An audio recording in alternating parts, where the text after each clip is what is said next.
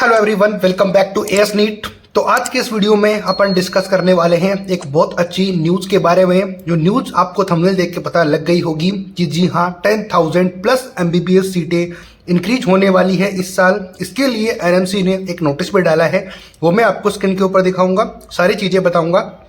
और 2 दिन पहले ही आपने ये वाला वीडियो मेरा देखा होगा जिसमें मैंने 2000 एमबीबीएस सीटें इंक्रीज होने के बारे में आपको बताया था।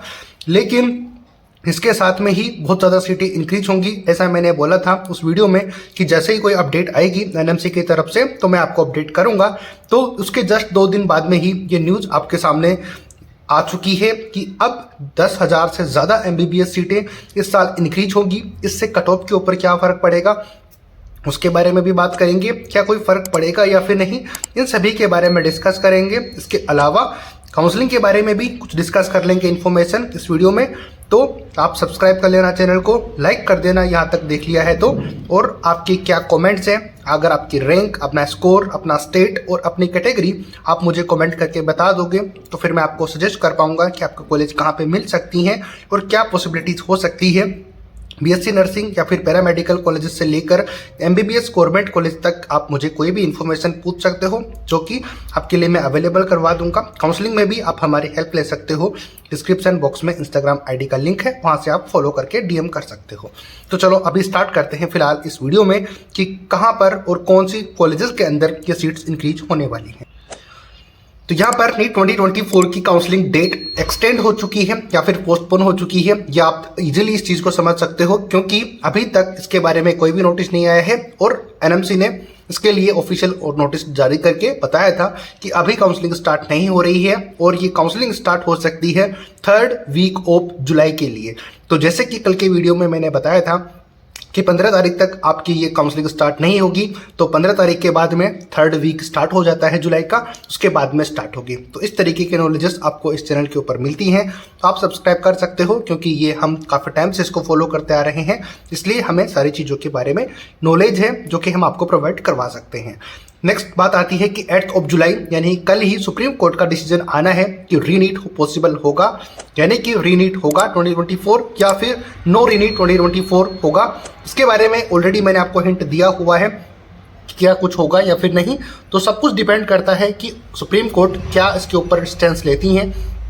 अगर तो वो ये बोलते हैं कि आपका रीनीट होगा तो फिर आपको रीनीट देना पड़ेगा, आपके पास कोई चॉइस नहीं है। अगर वो रीनीट के लिए नहीं बोलते हैं तो फिर कोई बात नहीं है, आपका जो भी अभी स्कोर है जो कि नया रिलीज हुआ था उसमें आपने डाउनलोड कर लिया होगा, उसको आप मान के चलो कि वही आपकी रैंक, आपका स्कोर होने वाला है, उसी के बेसिस पर एडमिशन मिलने वाला है। तो ये हुई बात। अब बात करते हैं कॉलेजेस के बारे में कि कहाँ पर क्या इंक्रीज होने वाले हैं। जैसे कि कुछ टाइम पहले आपने मेरे चैनल के ऊपर भी देखा था 112 न्यू मेडिकल कॉलेजेस के बारे में, उसी तरीके से 113 नए मेडिकल कॉलेजेस के इंस्पेक्शन एनएमसी की तरफ से किया जा चुका है कंप्लीट। 2 दिन पहले जो भी वीडियोस आप देख रहे थे उसमें मैं आपको यही बता रहा था कि काउंसलिंग डिले होने का सिर्फ और सिर्फ एक ही रीजन है, क्योंकि अभी तक कोई सीट मैट्रिक्स अपलोड नहीं हुई है एनएमसी के पोर्टल के ऊपर। तो एनएमसी अभी कॉलेजेस का इन्फेक्शन कर रहे हैं, इन्फेक्शन यानी कि इंस्पेक्शन चल रहा है, उनकी जांच पड़ताल चल रही है कि कौन से कॉलेजेस का इंफ्रास्ट्रक्चर सही है, स्टूडेंट के लिए हॉस्टल सही है, प्लेग्राउंड, जितने भी फैसिलिटीज़ हैं लेबोरेटरी की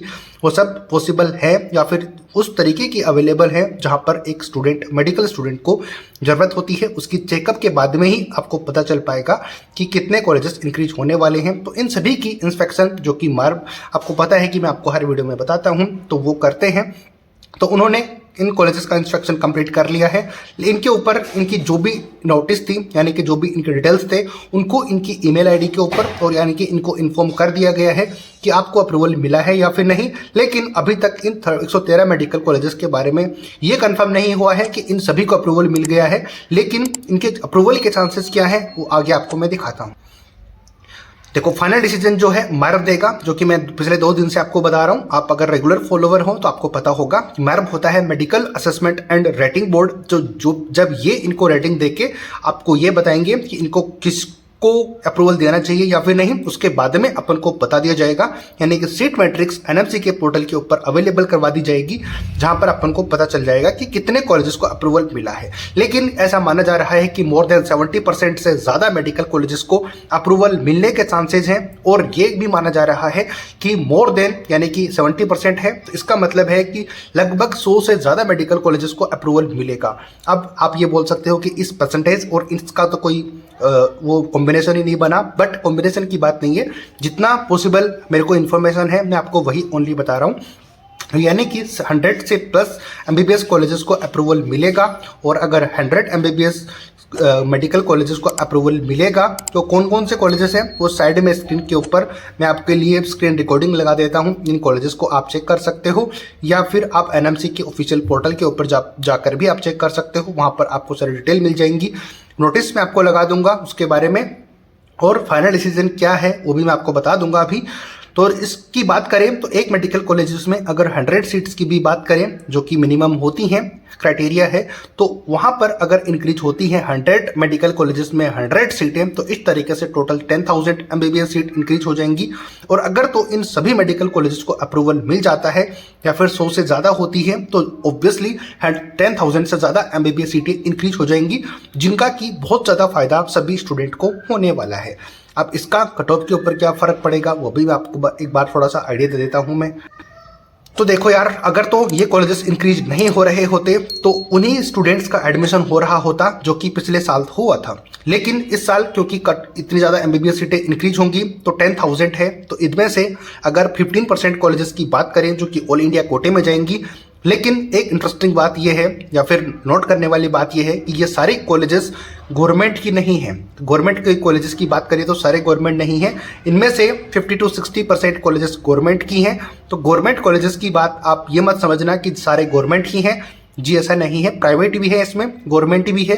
हालांकि जो नोटिस आप चेक करोगे एनएमसी के पोर्टल के ऊपर, उसमें कहीं पर भी ये मेंशन नहीं है कि कौन सा कॉलेज गवर्नमेंट है और कौन सा प्राइवेट, लेकिन उनके नाम से आपको एक पता चल जाएगा कि हाँ कौन सा गवर्नमेंट है और कौन सा प्राइवेट। तो बाकी जैसे जैसे नोटिस आते जाएंगे ऑफिशियल, मैं आपको अपडेट करता रहूँगा पूरी काउंसलिंग के थ्रू।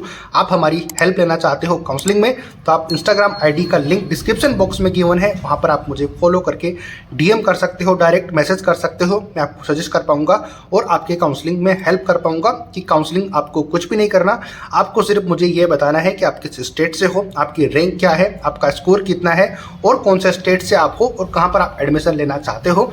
बाकी की प्रोसेसेस आप मेरे ऊपर छोड़ सकते हो, आपकी सारे काउंसलिंग के प्रोसेस मैं हैंडल करूंगा। यानी कि काउंसलिंग हम करवाएंगे तो सब कुछ हम ही करवाएंगे।